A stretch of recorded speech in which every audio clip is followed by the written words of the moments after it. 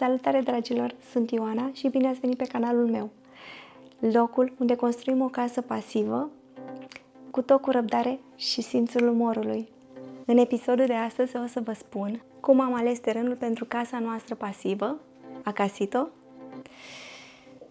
ce ne doream, ce am primit și evident cât ne-a costat totul. Spoiler, nu prea se pupă. Hai să vedem!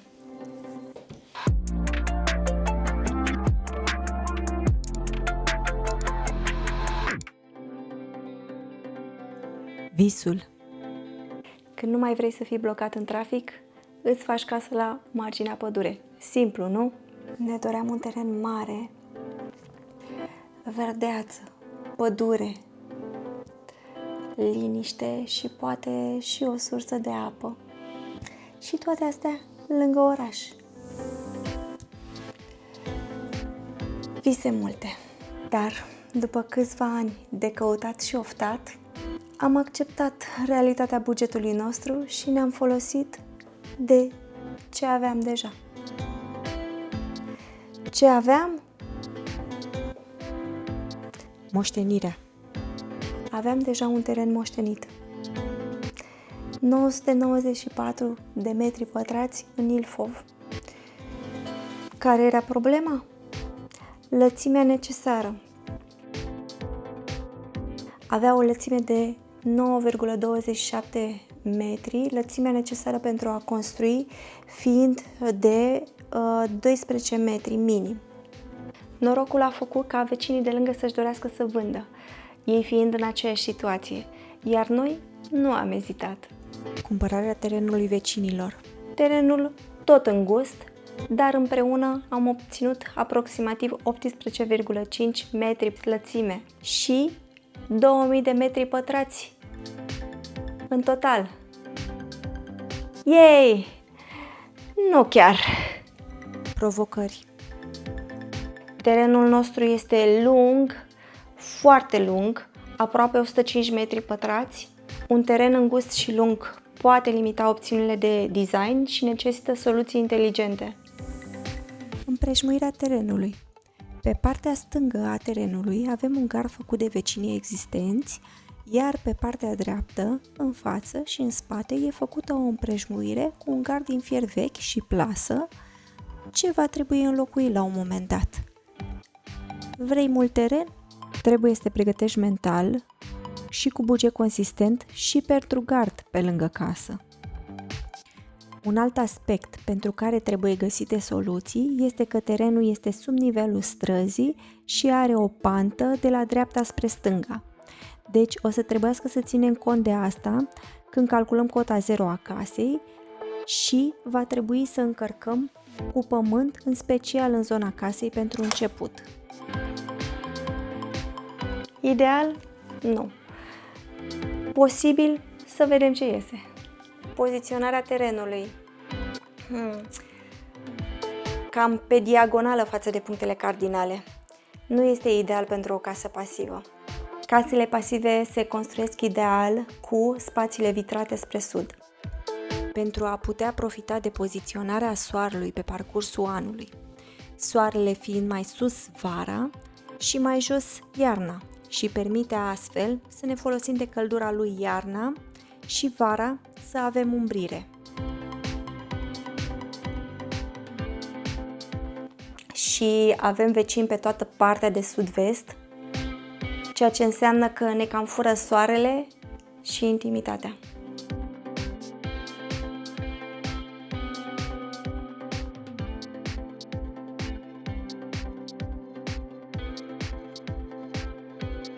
Avem pământ bun și lut, mult lut.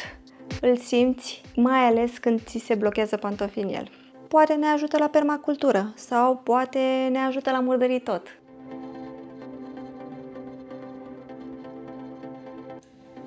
Pământul lutos sau argilos este fertil, însă este dificil de gestionat datorită greutății și capacității slabe de drenaj, ducând frecvent la asfixierea rădăcinilor plantelor. Cum spuneam, lutul reține apă și există un risc de tasare. Automat, fundațiile pot să fie mai costisitoare datorită acestui aspect. Deci, practic, vom vedea ce va ieși și la noi. Ce avem pe teren? Avem o livadă care pare desprinsă dintr-o poveste liniștită de vară. Caiși, nuci, cireși,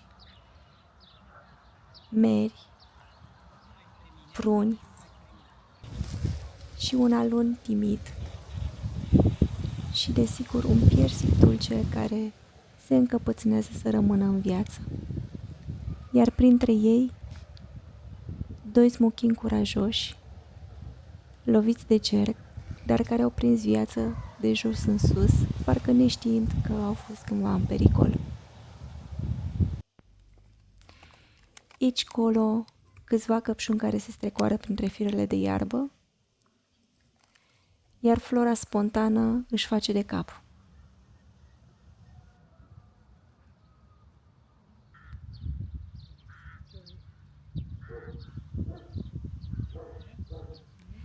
Plin de plante medicinale și de lucernă și alte plante invazive care ne pun pe gânduri, dar momentan le lăsăm acolo. Plantele protejează solul de soarele nemilos și hrănește o lume nevăzută. Albine zumzăitoare, gărgărițe, fluturi colorați, gândăcei grăbiți și toate acele mici miracole care fac natura să respire. Când privesc imaginile astea, mă încarc cu energie. Sper că simți și tu măcar o parte din liniștea pe care o trăiesc aici. Puterea naturii, frumusețea unui trai simplu. Mă bucur atât de mult că visul nostru prinde contur, că într-o zi vom trăi aici, în mijlocul acestui colț verde, înconjurați de pomi, insecte, ploaie și lumină. E doar începutul.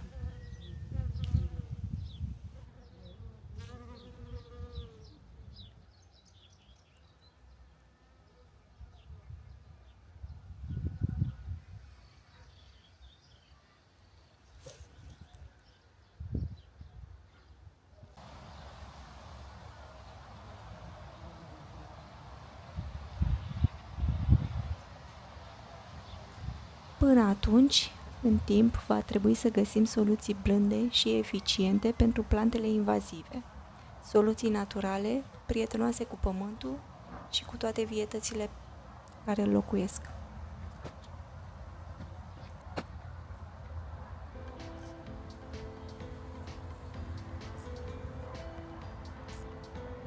Dar știm una, provocările sunt făcute pentru a fi rezolvate. În episoadele următoare o să vă arătăm ce soluții am găsit și cum le-am aplicat. Unele bune, altele de învățat din ele. Dacă îți place acest tip de conținut, susține-ne printr-un like. Utilități teren. Noi aveam la momentul acela gazele și curentul în zona terenului, iar astăzi avem și apa și canalizarea trasă. Sperăm ca anul acesta la final să fie și funcționale. Aveam și un istoric al terenului și cunoșteam foarte bine zona, fiind moștenire. La ce să fii atent când cumperi un teren?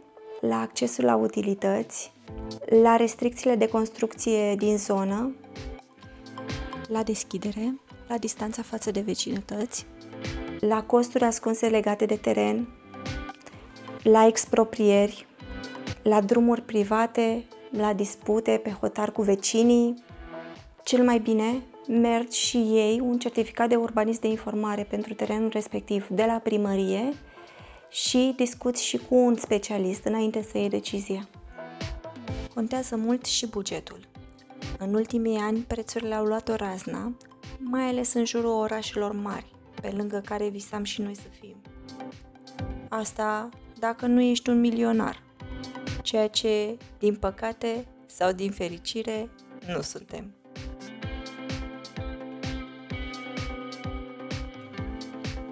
Dacă vrei mai multe sfaturi înainte să cumperi un teren, scrie-mi în comentarii și voi reveni cu un filmuleț dedicat.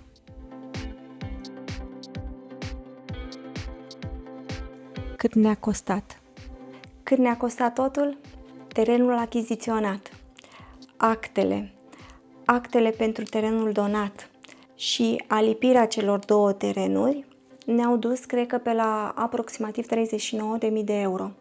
Toate acestea fiind făcute în anul 2022, respectiv 2023. Cum vi se pare? Asta a fost povestea terenului nostru. Dacă vrei să vezi cum am proiectat casa pasivă pe acest teren atipic, abonează-te și urmărește-ne în următorul episod. Multă sănătate, succes în toate și nu uitați, trăiți simplu și sănătos!